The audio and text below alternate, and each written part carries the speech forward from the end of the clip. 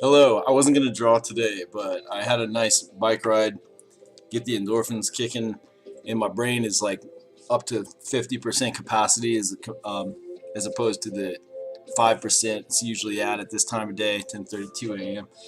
Get a little time, not a whole lot on my agenda except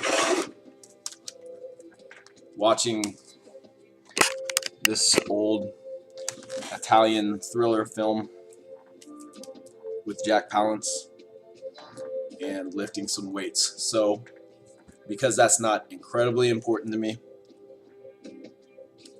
I'm going to permit myself a little drawing time, and hopefully this will kind of make up for the talking I did yesterday. I just really wanted to share those pages with y'all, and since they were already done, all I could really do was reflect on them.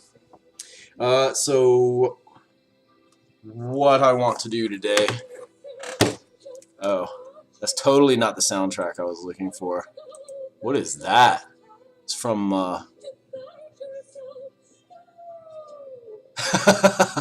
that's what? Keoma, Franco Nero in Keoma. That looks like some kind of outlaw spaghetti western. I was just listening to the song from Mountain of the Cannibal God, which is part of what I started watching some old Italian cannibal films. They're really hard to stomach, and which kind of had a chain reaction. Now I'm watching this old Delmato film. They're actually better than you expect. He used to make movies with kind of sort of stories. They're real trashy, but anyway, okay. Before I go on, I just wanted to show everybody this. This is an Ultraman toy. I forget what this monster's name is because I'm probably not the ultimate fan, but Santa Claus brought me this, or maybe I forget if it was Santa or a family member. I think it was actually a family member because it came after Christmas morning in the mail. So yeah, this was not a Santa gift, but these are like the coolest toys. Ultraman toys are the coolest toys ever. You just look at them and they're so cheesy and cool and slimy and gloppy and ridiculous, just like those fantastic shows.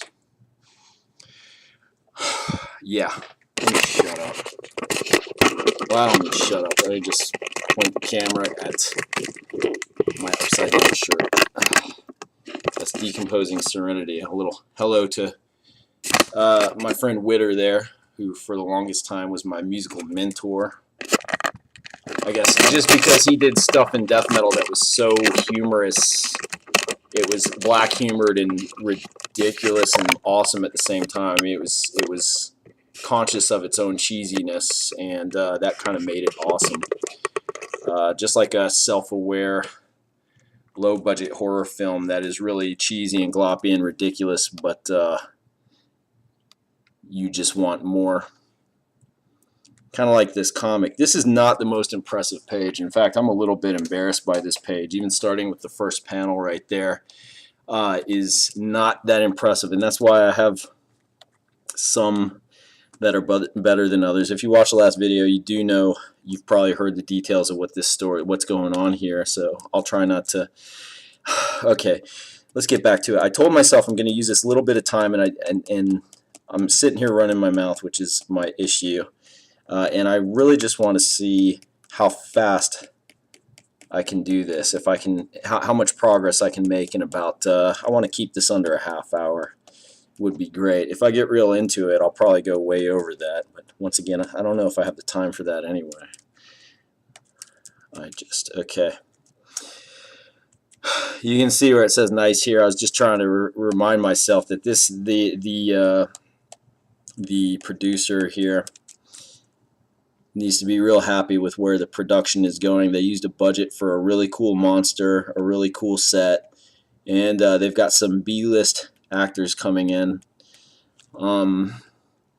And they're just real happy with where the production is going, how ambitious it is. This has always been my philosophy when watching film. You know, you can get ambitious with a minimal budget. All right, this guy should not be wearing long sleeves.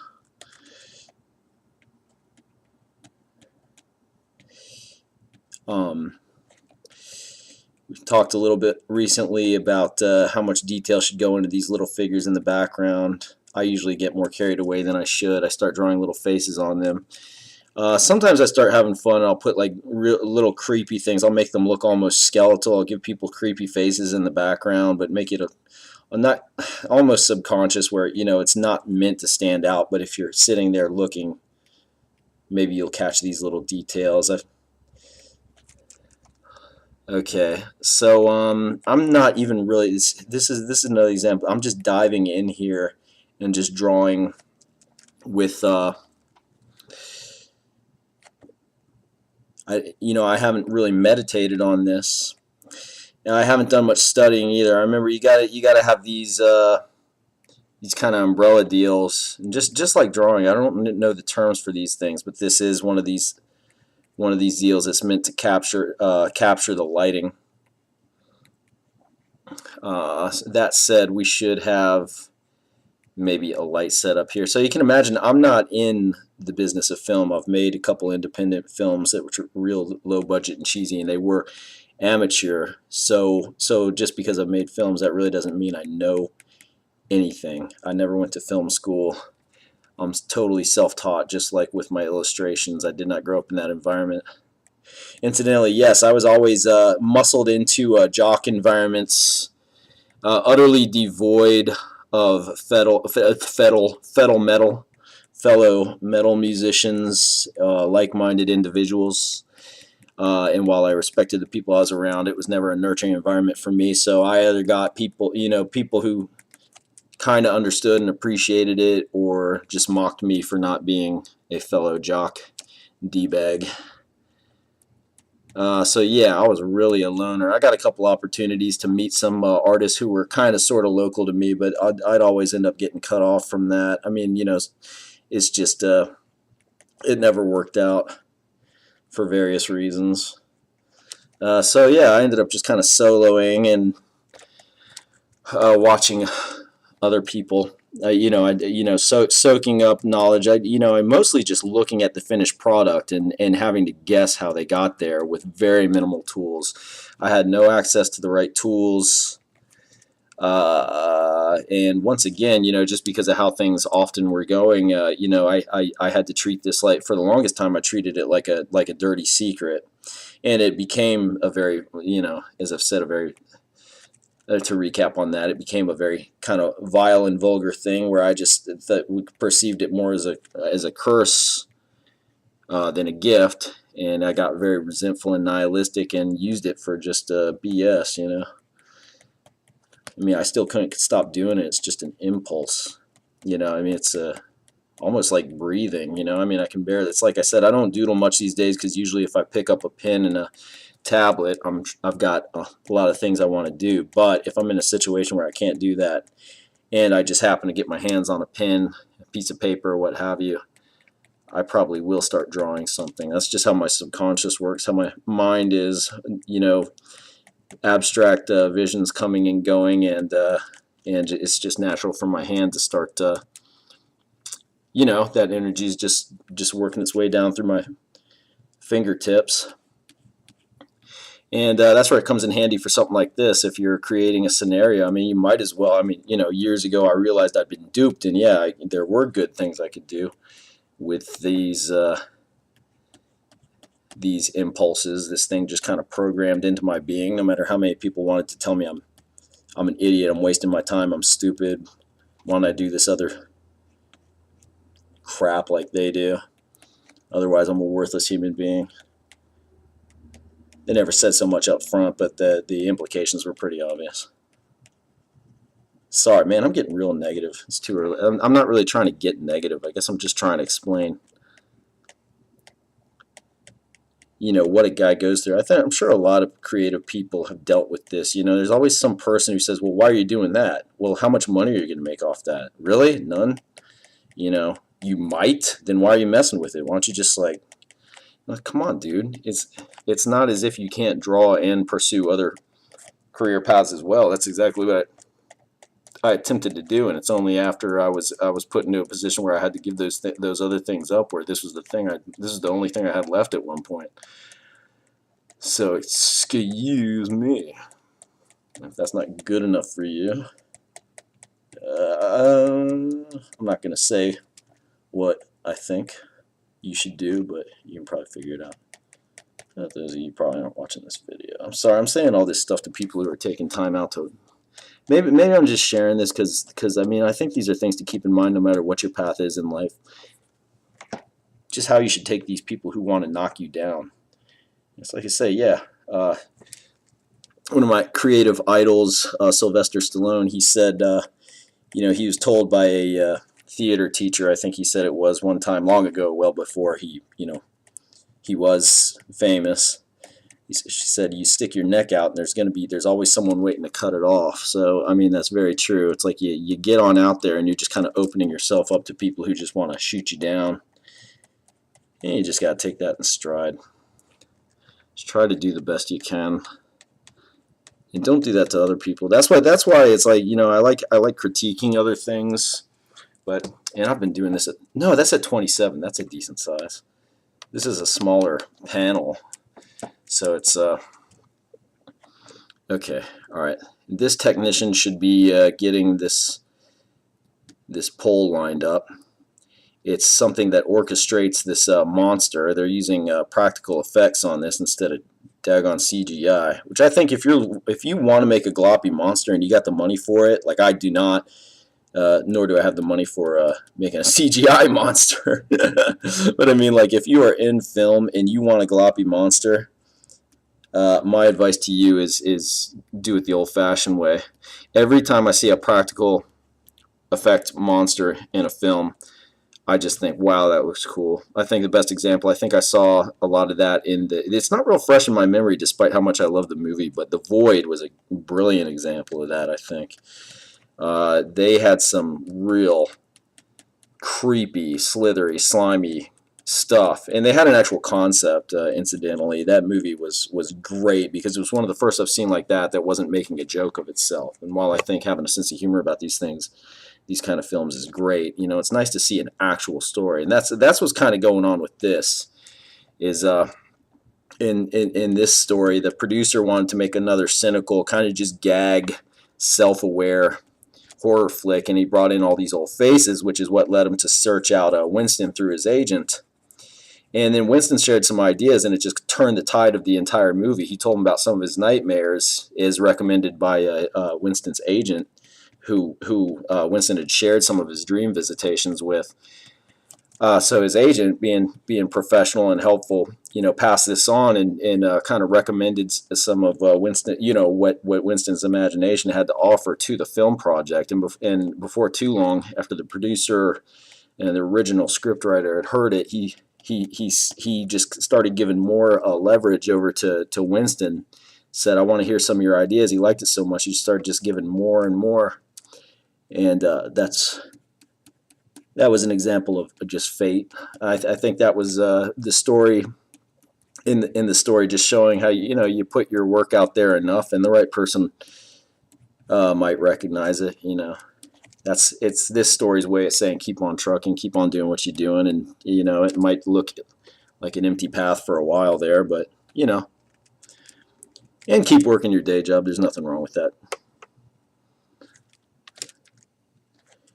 And don't feel like you've failed if you don't become rich and famous and huge. That's such a terrible misconception that you're worthless if you're not famous. Only some people out there get huge, especially off this kind of thing. And people in more practical lines of work, fame isn't really their aim anyway. Neither is it really mine so much as I think really I just wanted to tap into a force where my stuff could be recognized and appreciated as it once was. You know, I knew that feeling as a kid, and I think I was always on a mission just to find my place again, where instead of Frankenstein's monster, I could be you know, something a little more significant than a freak. Maybe a good kind of freak. Now see, I'm already messing up. Do you see how obscure this is getting? I got an idea. Let's go back to, let's go to sketch. Let's see, what time is it? Oh man, it's creeping out. Yeah, running out of time here, folks. Let's take some of this away. Let's clean it up. Okay, this is already not the best example for me to share with you. I am so far not incredibly happy with this page. So I'm doing it, what am I saying? Okay, so this should be, we're going to leave this area back here wide open because that is a giant green screen back there, okay? And the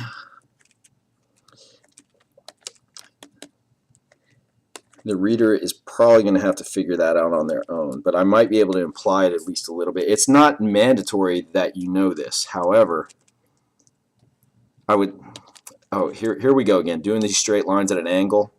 You know what? Sorry, just I try to keep this thing straight for the video, which is kind of a compromise. Kind of takes a little of my leverage away when illustrating. Doing these straight lines kills me. I should actually get a ruler. How's that look? I mean, because as I've said before, I'm really lousy for perspective. It's like I don't even mess with it. And Todd McFarlane would say that's a big no-no. Me, I've always just said that's what you get. I've got gnarly characters that are always in motion. They're like half melted. They're not mathematical, and my environments are the same. You know, not subtly so, where it doesn't look slapstick or out of control. It's okay. So let's leave this just very blank, okay? And that might give the impression that this is some kind of green screen back there. Just nothing going on back here because oh yeah, and we got the and this is another thing. Shame on me. A more professional person would probably go online and look at cameras, and I am going to go the lazy way and just invent a camera. Okay. And you know, I'm very cautious about this. You know, I don't do mechanical, mathematical drawings, and when I do, you know, I don't try to make them impressive. I see these mangas where they do that stuff, and it's mind-blowing. I also have to remind myself that they have a staff of people just for these. I mean, they hire artists to make their backgrounds. I do not have that going for me. So you know, in this case, here we have, I'm making a camera, and once again, I don't even know the right terms. Let's put like a little handle right there. I'm just kind of guessing what do you call those, a sitting camera? I wonder if we should have a track, maybe a track running right here for it to, I see some of these film productions, even the smaller ones where they actually like get all the bells and whistles, and you can tell they got some money invested in this. It blows my mind, you know. I'm a guerrilla filmmaker. I just want to do it with what I got, you know. But I mean, that's how it is. I mean, I've heard of other productions that just adjust this camera, put a lot of time and money into something, you know, and this is contradicting what I said before. If you really want to invest, it depends on how much time and effort you want to invest into something. And I am at least practical in the sense I say, okay, you know, this probably isn't going to make me rich, so how much time and energy do I give it? I say, well, enough energy and enough time that I like it, that it gets the treatment it deserved. I don't look back and say, man, I wish I really could have just tried a little harder. And for sure, there are those times where I mean, I've looked back and I say I wish I'd tried a little harder on this. I get that, but I've really kind of found my illustrating voice, if you will, my illustrating vision, I guess would be more proper for projects like this.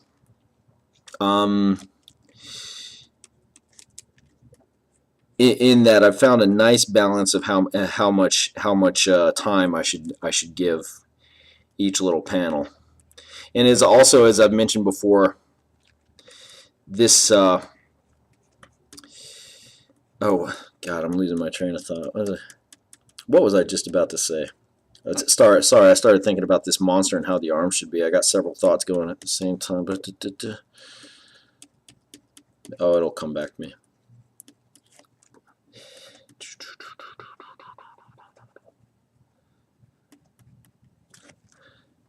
Oh yeah. The fluctuations of my illustrating approach. You know, I love going back and forth tastefully. I think in between the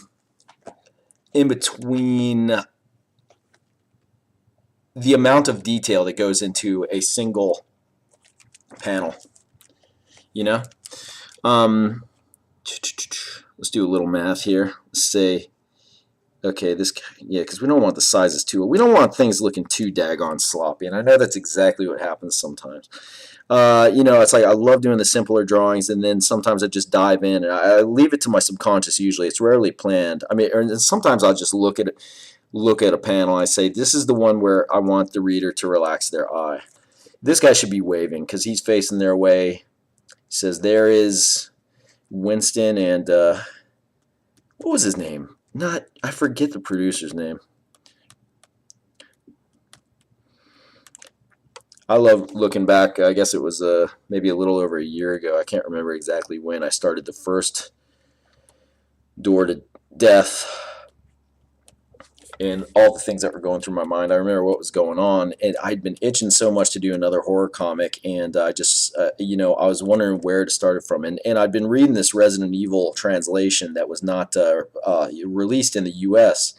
It was really cheesy. I mean, it was different, you know. It wasn't Chris Redfield and all this other stuff that I've kind of gotten sick to death of in that franchise. It was really more like a fun B horror movie. It was a beach and a bikini competition or something like that, and some guy who was trying to score. You know, it was really just kind of fun and silly. And I said, you know, that kind of reminded me of what I wanted to do. I wanted to have something with a beach, have it kind of fun, but lots of monsters. And as it turned out, you know, as I was creating the story, you know, it linked up with where the movies had been going and the books as well. As I mentioned previously, the storylines of several projects converged. Okay, now right here, I realized this is driving me crazy. I never figured out what this monster's arms are like. So what do you think? Single tapered tentacles or like little finger appendages at the end? I'm going to make this in the moment. I don't want to regret it later because this monster's going to come into play. But how does he? I don't think it even has a mouth. So what does it do? I think this is going to have to be a very abstract monster. This is something that actually does not devour, I think. I don't know. Yeah, let's make this one of these things that is like more representative of an immortal. It doesn't. It's established. It's like the flesh embodiment of some monstrous entity, and it doesn't eat. So let's just say this thing does not eat its prey. So that'll make it kind of interesting. Usually when a monster offs somebody in a horror movie, it usually gobbles them up, right? So this thing is not going to do that. That'll make it a little more interesting. Saying hello. Let's see. What we have? Okay, here. Let's get some lights in the foreground. I think we're almost done. This might be the only one we do today, peoples. And for that, I do apologize. I'm sorry if this wasn't a very. I just felt bad because I dragged anybody who was watching. I guess I'm sad. It's good enough to just talk about the craft, but you know, I figured everyone deserves some actual illustrating. It's called Lee Davis Draws Door to Death, not talks about Door to Death. Okay, shoot. All right, that's hanging from the ceiling. I'm wondering if anything should be there. Nope, nope. I'm gonna leave that wide open. Maybe some dialogue can go there. I have no idea. This is a bad. Everybody, this is a. This is not the best panel. And at this time, I actually can't remember what the next panel is. So let's at least get there, and then maybe we'll call it a day. Maybe I'll have enough time to watch that, a little bit of that stupid awesome movie and lift some weights. Yeah, let's get this done. That's gonna have to do. I don't care if it's lazy. Let's give this a little electrical wire. Shouldn't these? Yeah. We gotta have some. Oops, it's too thick, isn't it? Okay, so wires going over there. Cool. Got the camera. I guess Winston probably needs a neck. Yeah. Let's get the shading done. Once again, I did kind of want to do this on the fly, and I guess I've accomplished that. Let's see. Let's put some scattered stuff here. Okay. Yeah. That looks good. I mean, that looks acceptable. Good enough. Okay, so this illustration has kind of sort of failed in that it's really I just don't know if this is demonstrating good enough. Maybe it's too early to judge myself that harsh, but let's put in some shading and see. I'm worried about not bringing out the key elements. All right, do we see? Okay, all right. So let's put some shading in here. Let's make this noticeable. I want the back wide open for sure. Not too much shading on that, because the whole idea is this needs to be properly lit. They obviously haven't lit it up yet. They're still getting prepared, but the idea is that once again we need to remind everybody that this is a sound stage, a movie set, and yeah, I want to at least be somewhat on the mark with how that should look. Once again, if anybody's watching this who is in film and knows this, I imagine because I don't really know much about that environment, you might be shaking your head a lot, or maybe hopefully you're saying, well, that's kind of sort of what it's like. I don't know. Are you guys looking for an idea for your next movie? Because this is probably better than that other one you're looking at. I'm joking. I don't want to sound egotistical.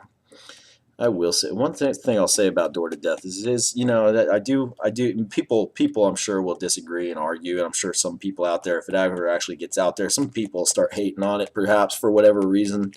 I'm not shy about my spirituality in this, and I know that ticks a lot of people off for whatever reason. I don't know, but would you like it better if I just called it the Force instead of God? They use the Force to battle the evil. Oh, that's okay. The Force, yeah, the Force. That's at least whatever. And you say, well, the Force in it, the conquistadors, and there's okay. Never mind.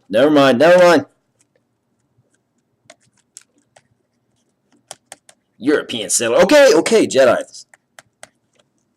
That's more like it. Yeah.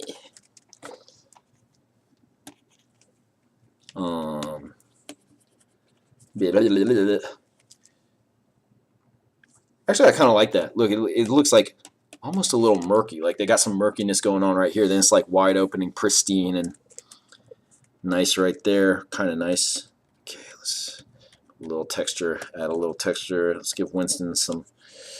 What do you think? Too dark? Yeah, I think so.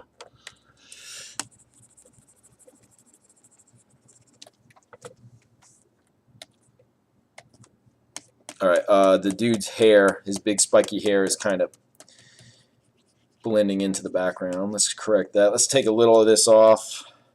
Little fade it out a little bit. I like that. Almost looks like, man, maybe they got like a smog machine going. You know what? I got an idea. Let's try something cool. Does this look like? Not really. Nope, it doesn't have that effect. Thought maybe we could, like, I'm sure if I took a little more time I could achieve it. It's just not that important to me, but if we get some fog rolling. You know, there's no space for a fog machine. You can just, if you watch this video and you read the comic, you can say, there's the the fog machine. But that's just something I don't think I can get through the illustrations. Not tastefully, at least. I mean, what time is it? Oh, geez. Yeah, boy, I can't believe how much. I'm glad I did this, though. To make sure. Oh, good Lord. 11. Okay, I'm still doing okay. But if I was late to pick up my daughter, I'd feel like a real jerk. Say, well, you see, I was drawing this monster comic. Met a real estate agent who recommended the preschool to us. And she's right. It's a good teachers, good preschool. Good. Emily loves it. Okay, you know what? Hagadaga.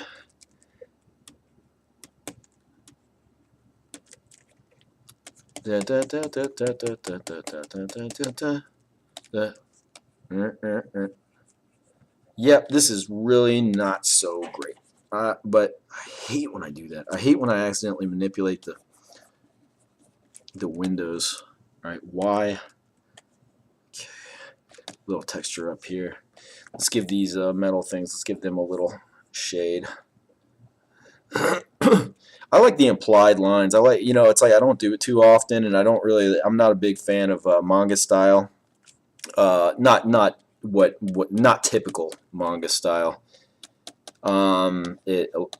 But I think it's interesting when they imply stuff with line. Like sometimes they just don't even draw an eye on one half of the face, and you know the character did not suddenly just have one of their eyeballs vanish. It's like implied. It's an interesting style, you know. It just didn't draw an eye, and somehow your imagination fills in the blanks, and it's tasteful, you know. It's not like, well, did they forget to draw the daggone eye? You know, actually, there might be some people wondering that. A lot of people wonder about my work because it's just, frankly, you know who's gonna, you know, like something like this and who's not if they really like spoon-fed entertainment. You know, the stories like makes it real clear. And me, I've always been drawn to stuff that lets me use my imagination. I don't want to put myself on the level of Lynch and Cronenberg and everything, or Argento, but I mean, like, I will say, you know, that often, and you know, I've put a little more mechanics into the narration just to you know, give this a little more potential for people who might pass it by, who I think might you know, it might be drawn towards something like this. I don't want to turn people away, and I don't really compromise my story, but you know, that was one of the things a lot of people didn't understand. The first comic I did like this, not Door to Death, but the Charlotte one, people were just like, well, I don't even know what's going on here. I'm like, well, you know, that's cool, but it wasn't really the point. You know, you're not supposed to know right away. Just a lot of weird stuff weird stuff is happening. Enjoy the ride. And that wasn't good enough. Very few people were asking me for any more of that in this way. And it was kind of cool when I came back and I resurrected this character, even though the Charlotte comic was never concluded. The protagonist in that, Winston was a side character in that. The protagonist was a woman, obviously, called Charlotte. I met a woman named Charlotte one time on a plane, and I said, that is the coolest name I've ever heard. It's like Charlotte, but like not. It's like, it was a French woman, so I said, that is the coolest name. So I totally stole her name, and oh well. Can't really steal names. You don't own the rights to your first name. The end. Okay, this is really, this has gone on way too long. Oh my God, 34 minutes. Man, what the heck? Just getting way too, I can't believe I could spend over a half hour. Granted, I know 2 or 3 of that was just me. I'm just blah, blah, blah. See, this is what this is what I'm talking about, where I just start going crazy and filling in lots of detail. Okay, seriously. Okay, that is enough. There it is. Let's see. Where's the next one? Let's bring this up a little larger. Let's see. Okay. So the next, oh man, and this next panel would have been fun too, because I got some goofy looking characters. Well, yeah, I am not very happy. I'm not very excited about this page so far. This is going to be the fun part, and ironically, where I have to shut off because of time constraints. Let's at least have some fun with this guy first. Let's see. I had this idea, like maybe, and I'm sure it's possible. I just got into that last panel way too much. I'm fine with that. I regret that I didn't achieve my goal of giving you all a quicker illustration. Okay, let's see. The phone's like that.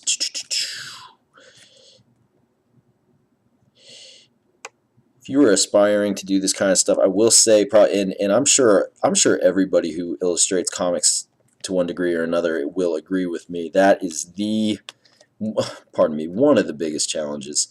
It's just getting hands right. I mean, and bodies too, of course. You know, so just drawing people, and of course, once again, I have found my nice balance between, pardon me, tag on it.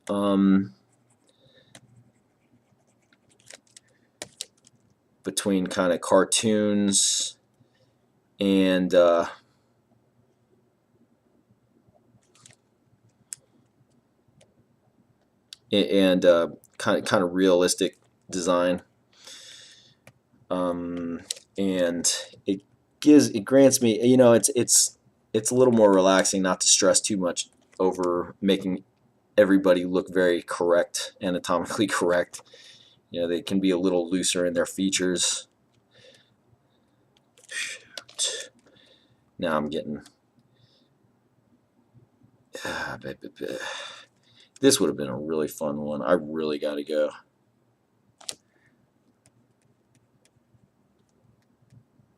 Some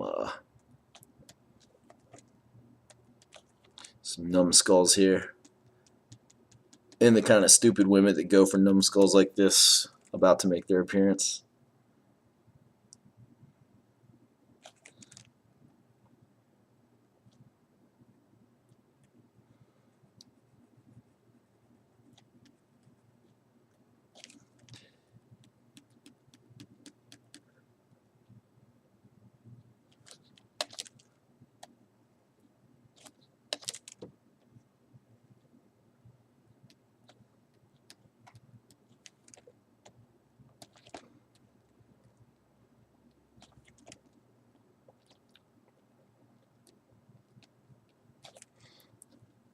I do wish I could make my hand transparent for the sake of giving you all a better view of the illustrations becoming, but you know, I didn't even mean to give this guy a headband, but you know, when I was sketching, I had this little line here, I guess, for the top of his head, and I just thought, let's give him a headband.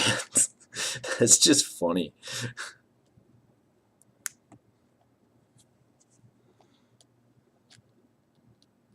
A little texture.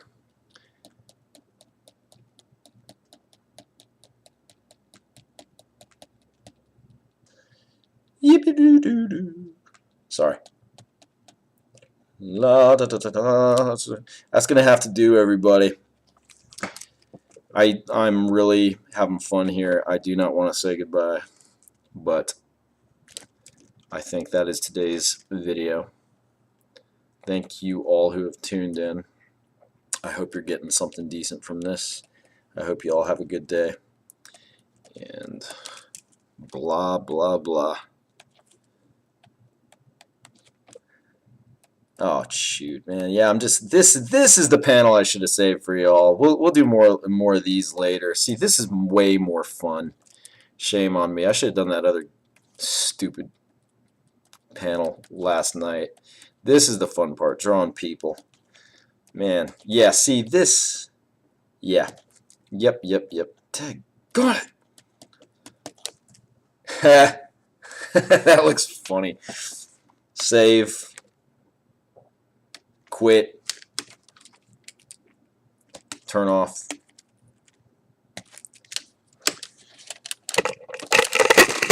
Untape camera.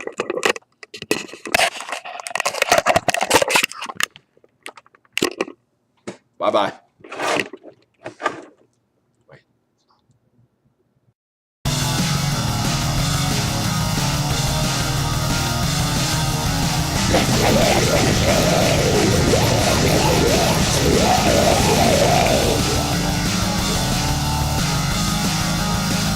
Door to Death, Volume 1, Revive Hive, collecting the first 5 issues of Door to Death in the single Charlotte comic.